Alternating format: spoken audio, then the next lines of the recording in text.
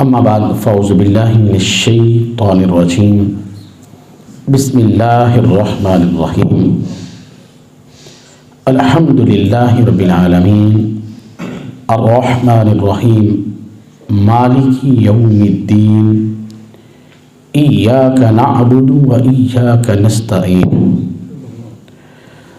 آمنت باللہ صدق اللہ العظیم وصدق رسولہ النبی الکریم الامین ان اللہ وملائکتہ یصلون علی النبی یا ایہا الذین آمنوا صلوا علیہ وسلموا تسلیما الصلاۃ والسلام علیک یا سیدی یا رسول اللہ وعلی آلک واصحابک یا سیدی یا حبیب اللہ الصلاۃ والسلام علیک یا شفیع المذنبین وعلی آلک واصحابک یا رحمۃ للعالمین۔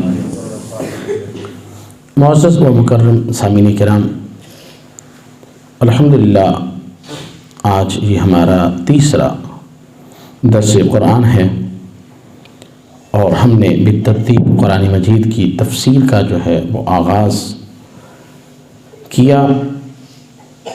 یاد رکھیں کہ قرآن مجید فرقان حمید کی ساری تفسیر کو بیان کرنا یہ ناممکن ہے۔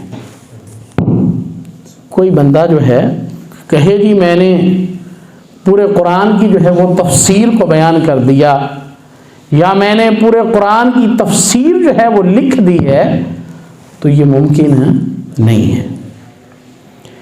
حضرت علی المرتضیٰ رضی اللہ تعالی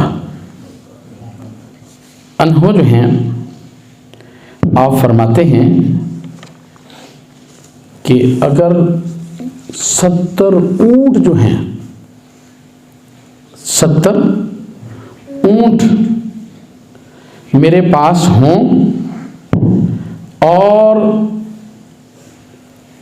سورہ فاتحہ کی تفسیر جو ہے وہ لکھی جائے، سورہ فاتحہ کی تفسیر لکھی جائے، تو فرمایا وہ 70 اونٹ جو ہیں وہ بھر جائیں گے، یعنی اتنی تفسیر لکھی اس کے اوپر جو ہے وہ اس کو رکھتے گئے، فرمایا 70 اونٹ جو ہے اس کے اوپر بھی تفسیر لکھ کر لا دی جائے تو تب بھی جو ہے سورہ فاتحہ کی تفسیر ختم نہیں ہو سکتی،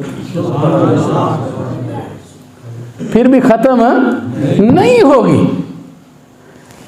اتنی یہ صرف سورہ فاتحہ ہے، تو پھر قرآن کی تفسیر جو ہے اس کی وسعت کا عالم کیا ہوگا۔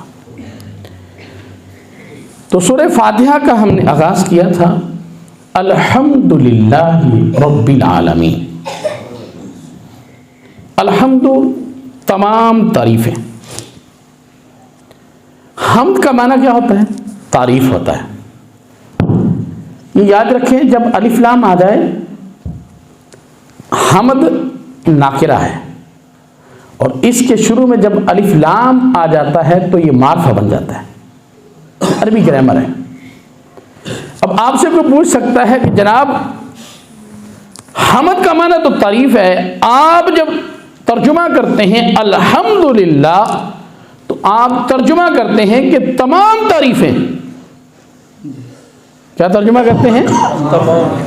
تمام تعریفیں۔ تو بھائی یہ آپ تمام کہاں سے لے آئے ہو؟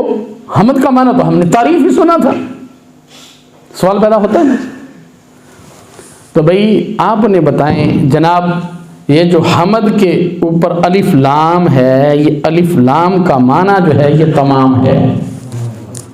الف لام کا معنی کیا ہے؟ تمام۔ ویسے تو حمد، لیکن الف لام ناکرہ سے ہم جب معرفہ بنا دیا تو اب جو ہے تمام تعریفیں، جتنی بھی تعریفیں ہیں، جس کی تعریف بھی ہوگی آپ کے سامنے جو ہے، یہ مسجد کی کوئی بندہ تعریف کرتا ہے، اصل میں یہ مسجد کی تعریف نہیں ہے، یہ اللہ تبارک و تعالیٰ کی ہی تعریف ہے، کیونکہ اللہ کا گھر ہے۔